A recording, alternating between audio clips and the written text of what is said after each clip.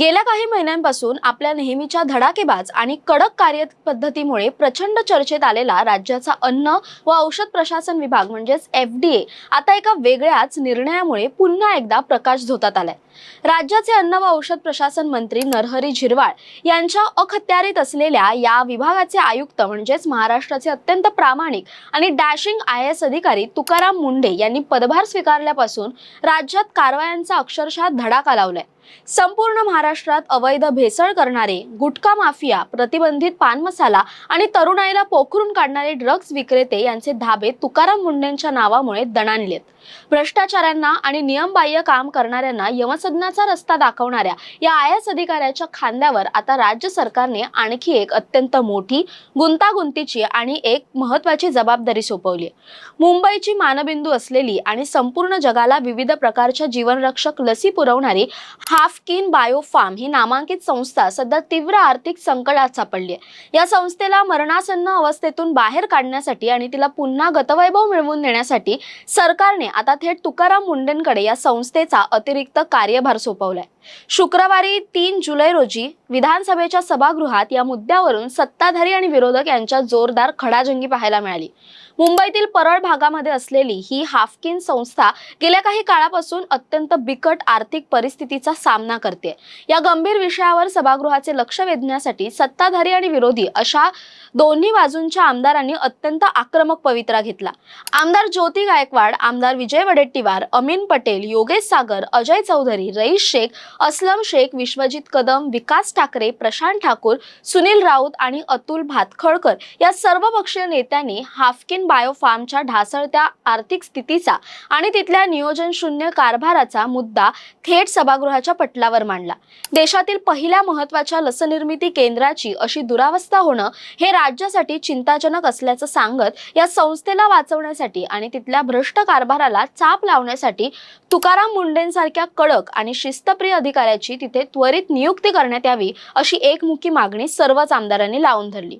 लोकप्रतिनिधींचा हा वाढता दबाव आणि हाफकिनचे गांभीर्य लक्षात घेऊन मंत्री नरहरी झिरवाळ यांनी थेट सभागृहातच या मोठ्या नियुक्तीची घोषणा केली।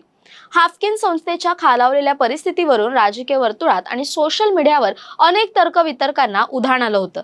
ही कोट्यावधी रुपयांची मोक्याची जागा खासगी विकासकांच्या घशात घातली जाणार किंवा या संस्थेचं खासगीकरण करून सरकार आपले हात झटकून घेणार असे अनेक गंभीर आरोप विरोधकांकडून सातत्याने केले जात होते। मात्र या सर्व चर्चांना आणि अफवांना मंत्री नरहरी झिरवाळ यांनी विधानसभेत पूर्णविराम दिला। विरोधकांच्या आरोपांचा तीव्र शब्दांत समाचार घेत मंत्री झिरवाळ यांनी सभागृहाला या संपूर्ण महाराष्ट्राला अत्यंत स्पष्ट शब्दांत ग्वाही दिली की मुंबईतील या प्रसिद्ध हाफकिन संस्थेच्या जागेची कोणतीही विक्री झालेली नाही आणि भविष्यातही ती विकली जाणार नाही। या संस्थेचे कोणत्याही परिस्थितीमध्ये खासगीकरण केले जाणार नसून ही संस्था सरकारी अधिपत्याखालीच राहून जनसामान्यांसाठी काम करेल असा ठाम विश्वास त्यांनी व्यक्त केला। तसेच हाफकिन संस्थेच्या पुनरुज्जीवनासाठी आणि तिच्या आर्थिक सक्षमीकरणासाठी राज्य सरकारने नेमलेल्या जगप्रसिद्ध शास्त्रज्ञ डॉक्टर रघुनाथ माशेलकर समितीचा सविस्तर अहवाल अत्यंत लवकरच या पवित्र सभागृहासमोर सादर केला जाईल, ज्यामुळे संस्थेच्या भविष्यातील वाटचालीचा मार्ग मोकळा होईल असेही मंत्र्यांनी स्पष्ट केले। या संपूर्ण घडामोडींदरम्यान विधानसभेत एक अत्यंत रंजक आणि घटनात्मक पेच निर्माण झाला होता।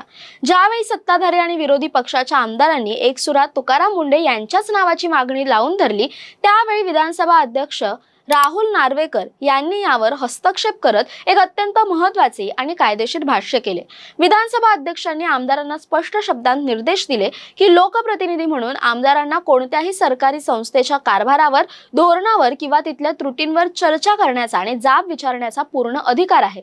मात्र प्रशासकीय नियमांनुसार कोणत्या पदावर किंवा कोणत्या महत्त्वाच्या संस्थेवर कोणत्या IAS अधिकाऱ्याची नियुक्ती करायची याचे सर्व घटनात्मक आणि कायदेशीर अधिकार हे केवळ आणि केवळ राज्य सरकारच्या गृह आणि सामान्य प्रशासन विभागाकडे म्हणजेच मुख्यमंत्र्यांकडे राखीव असतात। त्यामुळे विधानसभेच्या आमदारांनी सभागृहात अशा प्रकारच्या थेट बदल्यांचे किंवा नियुक्त्यांचे कोणतेही आदेश अथवा सूचना करू नयेत असे खडे बोल नार्वेकरांनी सुनावले। परंतु अध्यक्षांच्या या कायदेशीर टिप्पणीनंतरही परिस्थितीचं गांभीर्य आणि संपूर्ण सभागृहाची भावना ओळखून मंत्री नरहरी झिरवाळ यांनी सरकारचा विशेषाधिकार वापरत तुकाराम मुंढेंकडे हाफकिनचा अतिरिक्त पदभार सोपवण्याची अधिकृत घोषणा केली।